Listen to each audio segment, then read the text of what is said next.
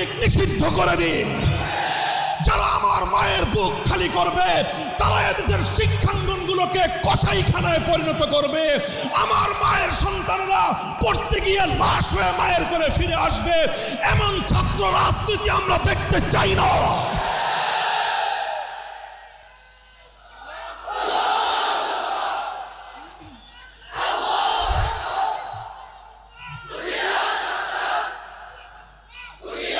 সংগ্রামী সাথী ও বন্ধুগণ, জানি এই কথাগুলো হজম করা বড় কঠিন আপনাদের জন্য, জানি এই কথাগুলো বলবার দায়ে আমাদেরকে অভিযোগের কাঠগড়ায় দাঁড়িয়ে যেতে হবে। কিন্তু একবার চিন্তা করুন সেই সন্তান হারা মায়ের কথা, একবার চিন্তা করুন যারা এভাবে টর্চার সেল তৈরি করেছে। বুয়েটের মধ্যে টর্চার সেল তৈরি হয়, সেই টর্চার সেলে ছাত্ররা ছাত্রদেরকে ধরে এনে পেটায়। এর চেয়ে বড় জাহেলিয়াত আর কি হতে পারে?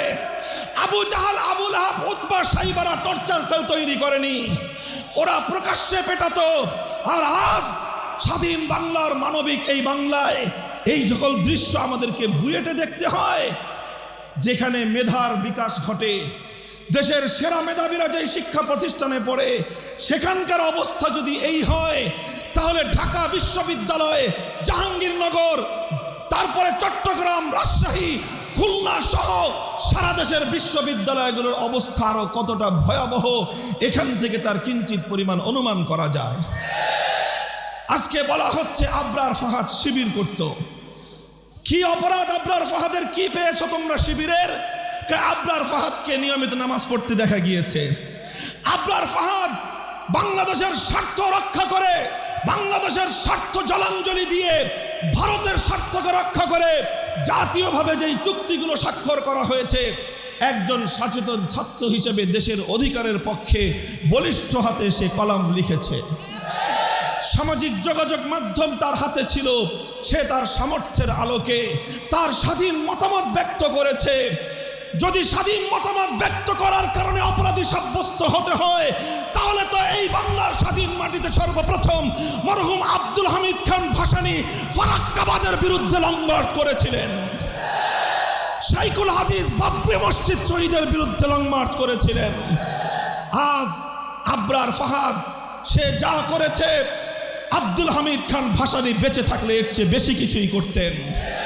শাইখুল হাদিসরা বেঁচে থাকলে যারা এরকম বরাকবাদের বিরুদ্ধে লং মার্চ করেছিলেন, তারা আজকে ফেনী নদীর পানি একতরফাভাবে ভারতকে দেওয়ার বিরুদ্ধেও হুঙ্কার ছাড়তেন, লং মার্চ করতেন।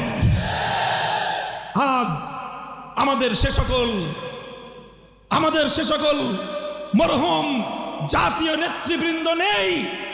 তরুণ আবরার ফাহাদ অন্যায়ের প্রতিবাদ করলো, দেশের পক্ষে কথা বলল, মাতৃভূমিকে ভালোবাসলো। অবস্থা অনেকটাই এমন, আজ বাংলাদেশকে ভালোবাসাই সবচেয়ে বড় অপরাধে পরিণত হয়েছে। দেশের স্বার্থে কথা বলবেন, পিটিয়ে মারবে, অভিযোগ করবার কোনো জায়গা নাই।